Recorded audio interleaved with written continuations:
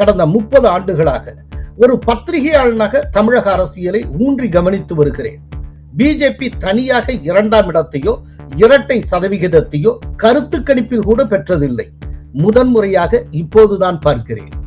இதுவரை அதிமுகவுக்கு வாக்களித்து வந்த கட்சி சாராத பொதுமக்கள் பிஜேபிக்கு வாக்களிக்க தயாராகி விட்டனர். தமிழர்கள் மீது தொடர்ந்து நம்பிக்கை வைத்தார் மோடி. இப்போது மோடி மீது தமிழர்கள் நம்பிக்கை வைக்க தொடங்கி உள்ளனர். கட்சி அலுவலகத்திலிருந்து அல்ல, களத்திலிருந்து பிஜேபியை நடத்துகிறார் அண்ணாமலை. பிஜேபி தலைமையிலான என்டிஏ 41.8% வாக்குகளுடன் 366 தொகுதிகளை வெல்லும் என்கிறது கருத்து கணிப்பு. கோலஹலாஸ் டிவி யூடியூப் சேனல், இது வாய்மையின் எக்காலம். வணக்கம் நண்பர்களே. நேற்று முன்தினம் டைம்ஸ் நவ் மேட்ரிஸ் கருத்து கணிப்பு வெளியானது. அதில் தமிழகம் தொடர்பான கருத்து கணிப்பு அனைவரையும் வியப்பில் ஆழ்த்தியது. டிஎம்கே கூட்டணி 59.7% வாக்குகளை பெறும் என்று கூறிய அந்த கருத்து கணிப்பு 20.4% வாக்குகளுடன் 2ஆம் இடத்தை பிஜேபி பெறுகிறது என்று கூறியது. தமிழகத்தை 7 முறை ஆட்சி செய்த அதிமுக 16.3% வாக்குகளுடன் 3வது இடத்தில் இருக்கிறது. கடந்த 30 ஆண்டுகளாக ஒரு பத்திரிகையாளனாக தமிழக அரசியலை ஊன்றி கவனித்து வருகிறேன். பிஜேபி தனியாக 2ஆம் இடத்தையோ இரட்டை சதவிகிதத்தையோ கருத்து கணிப்பில் கூட பெற்றதில்லை. முதன்முறையாக இப்போதுதான் பார்க்கிறேன். அப்படியெனில் களத்தில் பெரும் மாற்றம் நிகழ்ந்திருக்கிறது. இந்த கருத்து கணிப்பு மூலம் நமக்கு கிடைக்கும் செய்தி இதுதான். இதுவரை அதிமுகவுக்கு வாக்களித்து வந்த கட்சி சாராத பொதுமக்கள் பிஜேபிக்கு வாக்களிக்க தயாராகி விட்டனர். டிஎம்கே எதிர்ப்பு என்பதுதான் அதிமுகவின் பேசிக் கேரக்டர். ஆனால் அண்மை காலமாக அதிமுக அந்த அடிப்படையான குணாம்சத்தை இழந்து நிற்கிறது. எனவே டிஎம்கே எதிர்ப்பு மனநிலையில் இருக்கக்கூடிய பொதுமக்கள் அத்தனை பேரும் அதிமுகவை கைவிட்டுவிட்டு பிஜேபியை நோக்கி திரும்பியுள்ளனர். அதைத்தான் இந்த கருத்து கணிப்பு நமக்கு சொல்லுகிறது. திமுகவை எதிர்க்கும் பொதுமக்கள் பிஜேபி பக்கம் ஏன் திரும்ப வேண்டும்? கடந்த 2 ஆண்டுகளுக்கு மேலாக திமுக எதிர்ப்பை தீவிரமாகவும் கூர்மையாகவும் அண்ணாமலைதான் முன்னெடுத்து வருகிறார், அதிமுக அல்ல. தொண்டர்கள் வாக்குகளை மட்டுமே அதிமுக பெறப்போகிறது. பொதுமக்கள் வாக்குகளை அந்த கட்சி இழக்க இருக்கிறது. இதற்கான சமிக்கை தான் டைம்ஸ் நவ் மேட்ரிஸ் கருத்து கணிப்பு. இந்த அளவு களம் மாறியதற்கு மோடியும் அண்ணாமலையும் காரணம். 2019ஆம் ஆண்டு மோடி வரமாட்டார் என்கிற எண்ணத்துடன் தமிழகம் வாக்களித்தது. அப்போது இந்தியாவிலேயே மோடி ஏற்பு விகிதம், அதாவது மோடியை ஏற்றுக்கொள்ளக்கூடிய மோடி அக்செப்டன்ஸ் ரேட்டிங் இல்லாட்டி அப்ரூவல் ரேட்டிங் தமிழகத்திலும் கேரளத்திலும் தான் மிக மிக குறைவாக இருந்தது. கேரளத்தில் 1% பேர் தான் மோடியை ஏற்றுக்கொண்டனர். தமிழகத்தில் 2% அது இருந்தது. ஆக 98% பேர் மோடிக்கு எதிராக இருந்தனர். ஆனால் 2024ஆம் ஆண்டில் மோடிதான் மீண்டும் பிரதமர் என்பதை நன்கு உணர்ந்த நிலையில் தமிழகம் வாக்களிக்க உள்ளது. அதற்கேற்றபடி களத்தின் மனநிலை நிறைய நெகிழ்ந்திருக்கிறது. 2019 முதல் தமிழகம் தமிழர்கள் குறித்து தொடர்ந்து மோடி பேசி வருகிறார். From Chennai to California, from Madurai to Melbourne, from Coimbatore to Cape Town, from Salem to Singapore, you will find Tamil people who have carried with them their culture and traditions. நேருவின் walking ஸ்டிக்காக அடையாளப்படுத்தப்பட்ட தமிழர்களின் செங்கோல் இந்திய இறையாண்மையின் அடையாளமாக மக்களவையில் மோடியால் நிறுவப்பட்டது. தமிழர்கள் மீது தொடர்ந்து நம்பிக்கை வைத்தார் மோடி. இப்போது மோடி மீது தமிழர்கள் நம்பிக்கை வைக்க தொடங்கி உள்ளனர். மேலும் கடந்த 2 ஆண்டுகளுக்கு மேலாக அண்ணாமலை வெளிப்படுத்தி வரும் உழைப்பு அசாதாரணமானது. கட்சி அலுவலகத்திலிருந்து அல்ல, களத்திலிருந்து பிஜேபியை நடத்துகிறார் அண்ணாமலை. அது பலன் கொடுக்க தொடங்கி இருக்கிறது. கருத்து கணிப்பு முன்வைக்கும் தொகுதி எண்ணிக்கை என்று பார்த்தால் டிஎம்கே கூட்டணிக்கு 36, அதிமுகவுக்கு 2, பிஜேபிக்கு 1 தொகுதி கிடைக்கும் என்கிறது கருத்து கணிப்பு. நான் பலமுறை சொல்லி வந்திருக்கிறேன், தமிழகத்தை பொறுத்தவரை பிஜேபிக்கு இப்போது தேவை இரட்டை இலக்க வாக்கு சதவீதம் என்று. தொகுதி எண்ணிக்கை பற்றி கவலைப்பட தேவையில்லை. தமிழகத்தில் பெறும் தொகுதிகளை வைத்துதான் மத்தியில் ஆட்சியை பிடித்தாக வேண்டும் என்கிற நெருக்கடியில் மோடியும் இல்லை. கடந்த தேர்தலில் தமிழகத்தில் ஒரு தொகுதியை கூட பிஜேபி வெல்லாத நிலையில் 303 தொகுதிகளில் வெற்றி பெற்று ஆட்சி அமைக்கவில்லையா மோடி? தமிழகத்தில் ஒரு திருப்பு முனை உருவாகி கொண்டிருக்கிறது. 2026 சட்டப்பேரவை தேர்தலுக்கு இன்னும் 2 ஆண்டுகள் உள்ளன. இதே வேகம் தொடர்ந்தால் பிஜேபி மிகப்பெரிய அளவில் சாதிக்கும். அதன் விளைவு சட்டப்பேரவை தேர்தலில் எந்த கழகத்துக்கும் மெஜாரிட்டி கிடைக்காமல் போகும். தீர்மானிக்கும் இடத்தில் பிஜேபி இருக்கும். தமிழகம் கர்நாடகம் போல மாறும். இத்தனை விஷயங்களுக்கான இண்டிகேட்டராக டைம்ஸ் நவ் மேட்ரிக்ஸ் கருத்து கணிப்பை நாம் பார்க்க வேண்டியுள்ளது. இனி மற்ற மாநிலங்கள் பற்றி கருத்து கணிப்பு என்ன கூறுகிறது என்பதை பார்ப்போம். ஒரு சில மாநிலங்களுக்கு எந்த தரவுகளையும் டைம்ஸ் நவ் மேட்ரிக்ஸ் தரவில்லை என்பதை இங்கே நான் குறிப்பிட விரும்புகிறேன். தென்னிந்தியாவை பொறுத்தவரை தமிழகத்தை இதுவரை பார்த்து விட்டோம். இனி மற்ற மாநிலங்களை பார்ப்போம். கேரளத்தில் இந்திய கூட்டணியில் இருக்கக்கூடிய காங்கிரசும் மார்க்சிஸ்ட் கம்யூனிஸ்ட் கட்சியும் அதன் தோழமை கட்சிகளும் எதிரும் புதிருமாக மோதிக்கொள்ளுகின்றன. எனவே கேரளத்தை பொறுத்தவரை ஒன்று காங்கிரஸ் வெற்றி பெறும் அல்லது கம்யூனிஸ்டுகள் வெற்றி பெறும். அது எப்படியா இருந்தாலும் யாரு வெற்றி பெற்றாலும் அது இந்திய கூட்டணிக்குள்ள இருக்கக்கூடிய கட்சி வெற்றி பெற்றதாக மாறும். அதன்படி பார்த்தால் கேரளத்தில் இருக்கிற 20 தொகுதி 20க்கு 20 இந்திய கூட்டணி வெல்லுகிறது. கர்நாடகத்தின் மொத்த தொகுதிகள் எண்ணிக்கை 28. பிஜேபி கூட்டணிக்கு 23 தொகுதிகளும் காங்கிரசுக்கு 5 தொகுதிகளும் கிடைக்கும் என்று சொல்லுகிறது கருத்து கணிப்பு. ஆந்திரத்தில் இருக்கக்கூடிய மொத்த தொகுதிகள் எண்ணிக்கை 25. அந்த ஜெகன்மோகன் ரெட்டியுடைய ஒய்எஸ்ஆர் காங்கிரஸ் 19 தொகுதிகளிலும் தெலுங்கு தேசம் கட்சி அல்லது தெலுங்கு தேசம் கட்சி கூட்டணி 6 தொகுதிகளிலும் வெல்லும் என்கிறது கருத்து கணிப்பு. தெலுங்கானாவில் இருக்கக்கூடிய மொத்த தொகுதிகள் எண்ணிக்கை 17. இதுல காங்கிரஸ் 9, பிஜேபி 5, பாரத் ராஷ்டிரிய சமிதி 2, மஜ்லிஸ் பார்ட்டி 1. சென்ற முறை பிஜேபி 4 தொகுதிகளில் வென்றிருந்தது. இந்த முறை 5 தொகுதிகளில் வெல்லுகிறது. அதே நேரத்தில் சென்ற முறை 3 தொகுதிகளில் வெற்றி பெற்றிருந்த காங்கிரஸ் இந்த முறை 9 தொகுதிகளில் வெல்லுகிறது.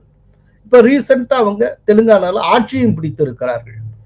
தெலுங்கானால ஆளுங்கட்சியாக காங்கிரஸ் இருப்பது காங்கிரஸ் கட்சிக்கு ஒரு புதிய உத்வேகத்தையும் ஒரு பெரிய ஆதரவையும் கூட்டி இருக்கிறது.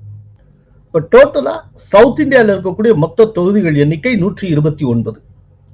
இதுல பாண்டிச்சேரியை நான் சேர்க்கவில்லை. பாண்டிச்சேரி யூனியன் டெரிட்டரிங்கிற கேட்டகரி கீழே கொண்டு போயிடுறேன். இப்ப இந்த 129ல பிரேக்கப் பார்த்தீங்கன்னா இந்திய கூட்டணி 70 தொகுதிகளில் ஜெயிக்கிறது. இந்திய கூட்டணி டோட்டலா இந்தியாவில் ஜெயிக்க போறதுல பெரும்பாலானது சவுத் இந்தியாவில் மட்டும்தான்.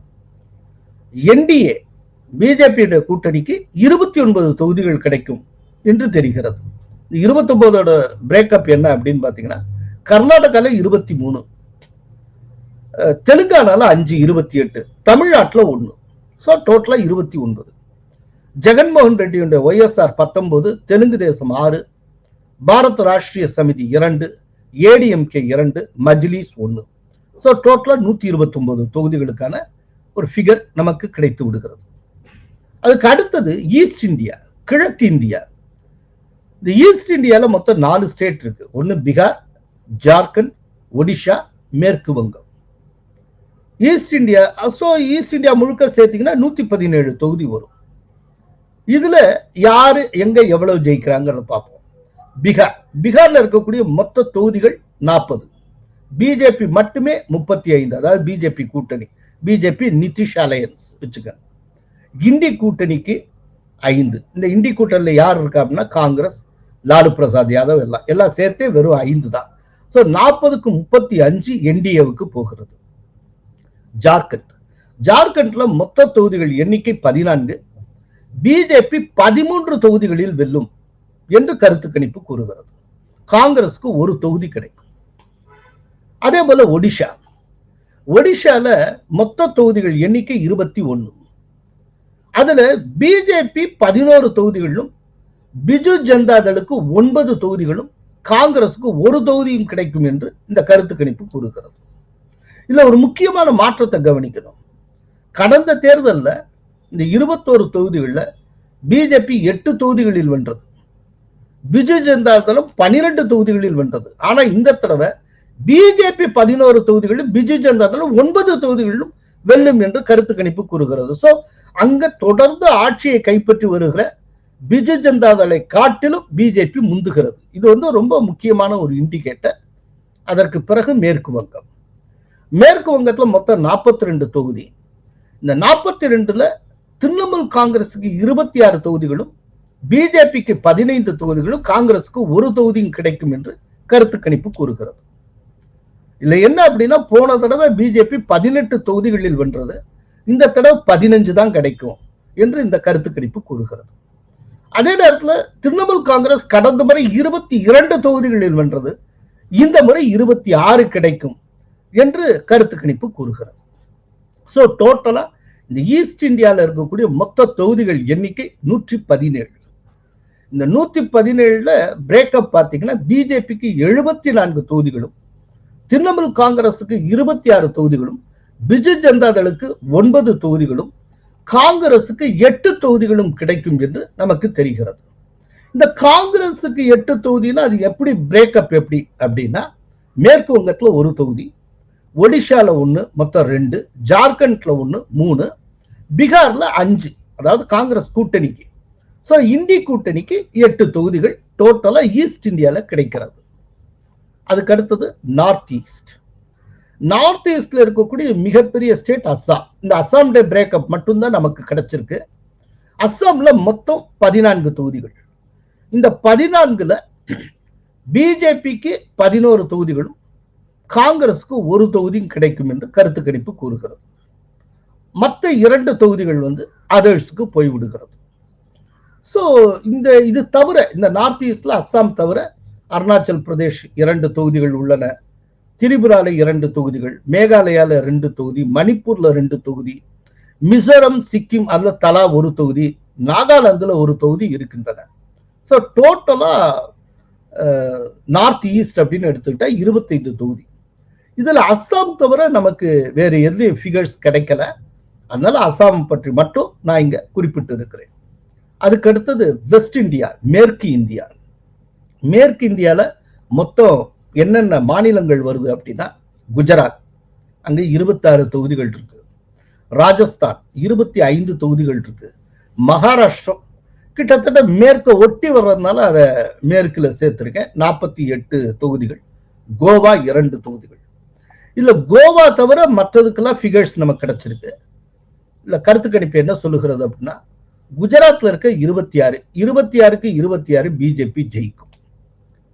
அப்பனா இண்டி கூட்டணி 0, ஆம் ஆத்மி 0, ரைட். ராஜஸ்தான்ல 25 தொகுதிகள், பிஜேபி 25க்கு 25 ஜெயிக்கும் என்று கருத்து கணிப்பு கூறுகிறது. காங்கிரஸ் 0. மகாராஷ்டிரம் மொத்தம் 48. இந்த 48ல பிஜேபி கூட்டணிக்கு 39 தொகுதிகள். அதே நேரத்தில் இண்டி கூட்டணி, காங்கிரஸ், உத்தவ் தாக்கரேனுடைய சிவசேனை, அதுக்கடுத்து சரத்பவாருடைய தேசியவாத காங்கிரஸ் எல்லாம் சேர்த்து 9 தொகுதிகள். சோ மகாராஷ்டிரா 48ல பிஜேபி கூட்டணிக்கு மட்டும் 39, இண்டி கூட்டணிக்கு 9. கோவாவுக்கு நமக்கு ஃபிகர்ஸ் கிடைக்கல. சோ மேற்கிந்தியால இருக்கக்கூடிய 101 தொகுதிகள்ல 99 தொகுதிகளுக்கான கருத்து கணிப்பு ரிசல்ட் நமக்கு கிடைத்திருக்கிறது. அந்த 99க்கான பிரேக்கப் பிஜேபி 90, இண்டி கூட்டணிக்கு 9. அடுத்தது ரொம்ப ரொம்ப முக்கியமான ஒரு வைட்டல் ஏரியா, நார்த் இந்தியா.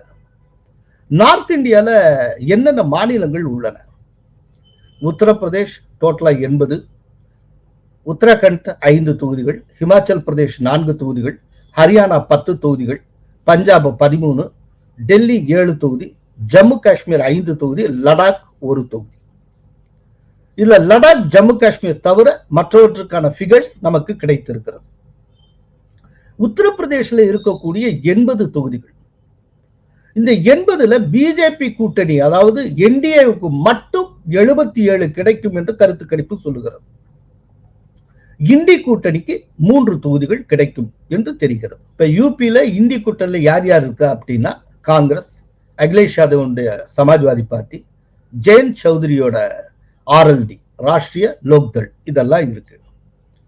இப்போ இதுல என்ன ஒரு ரொம்ப முக்கியமான விஷயம்னா, பிஜேபி கூட்டணியில அந்த என்டிஏல வந்து அப்னாதள் இது போன்ற கட்சிகள்லாம் இருக்கு. இதெல்லாம் பழைய கூட்டாளி. இதை தாண்டி இப்போ ஜெயந்த் சௌத்ரியோட பிஜேபி பேச தொடங்கி இருக்கிறது. ஒருவேளை ஜெயந்த் சௌத்ரி வந்து அங்க இருக்கக்கூடிய ஜாட் சமூகத்தின் மிக பெரும் தலைவராக மதிக்கப்படுகிறவர். சௌத்ரி சரண் சிங் இந்தியாவுடைய பிரதமராக இருந்த அவருடைய பேரன். ஒருவேளை ஜெயந்த் சௌத்ரியும் பிஜேபிக்குள்ள வந்துட்டார் அப்படின்னா இந்த 77 அப்படிங்கிற ஃபிகர் டோட்டலா 80 மாறும். 80க்கு 80 பிஜேபி அள்ளி கொண்டு போகும். அதற்கான வாய்ப்புகள் நிறைய உண்டு. நான் ஏற்கனவே ஒன்னு பழைய காணொலியில சொல்லி இருக்கிறேன். அதை திரும்ப நான் ரீகால் பண்ண விரும்புகிறேன். என்னன்னா, போன வருஷம் இயர் எண்டுல நான் நார்த் டூரு போயிருந்தேன். அங்க நான் என்ன பார்த்தேன், என்ன ஏது, மக்களுடைய மனநிலை என்ன அப்படிங்கறத பற்றி ஒரு வீடியோ கொடுத்திருந்தேன்.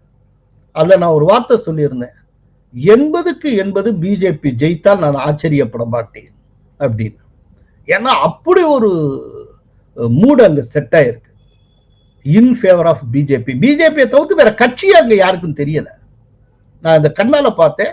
அதனால்தான் சொன்னேன் 80க்கு 80 பிஜேபி வென்றாலும் நான் ஆச்சரியப்பட மாட்டேன். இப்ப கருத்து கணிப்பு பாத்தீங்கன்னா இப்பவே 77 பிஜேபிக்கு இருக்கு. ஒருவேளை ஜெயந்த் சௌத்ரி வந்து இடம் மாறினால் டோட்டல் ஸ்வீப், அவ்வளவுதான். அப்புறம் உத்தரகண்ட்ல மொத்தம் 5 தொகுதி, 5க்கு 5 பிஜேபி ஆளும், காங்கிரஸ் 0. ஹிமாச்சல் பிரதேஷ் மொத்தம் 4, அந்த பிஜேபிக்கு 3, காங்கிரஸுக்கு 1. ஹரியானால 10 தொகுதி, அந்த பிஜேபிக்கு 9, காங்கிரஸுக்கு 1. பஞ்சாப்ல 13 பிஜேபிக்கு 3, காங்கிரஸுக்கு 3, ஆம் ஆத்மிக்கு 5, சிரோமணி அகாலி தளத்துக்கு 1. டெல்லி 7 தொகுதி. இந்த 7ல பிஜேபி 7க்கு 7 அள்ளும். இண்டி கூட்டணி 0. இந்த இண்டி கூட்டணியில ஆம் ஆத்மியும் இருக்கு, காங்கிரஸும் இருக்கு. டெல்லியை பொறுத்தளவுல இந்த 2 கட்சிக்கு இடையில ஒரு உடன்பாடு ஏற்படும் அப்படின்னு எதிர்பார்க்கிறாங்க. அநேகமா ஆம் ஆத்மி 4 தொகுதிகளிலும் 3 தொகுதிகளில் காங்கிரசும் நிற்கும் என்று எதிர்பார்க்கப்படுகிறது. இந்த கருத்து கணிப்பு இவங்க 2 பேரும் சேர்ந்து நின்னால் எப்படிங்கிற கண்ணோட்டத்தில் தான் கண்டக்ட் பண்ணியிருக்காங்க. அப்படி கண்டக்ட் பண்ண நிலையிலேயே டெல்லியில 7க்கு 7 பிஜேபி அள்ளுகிறது.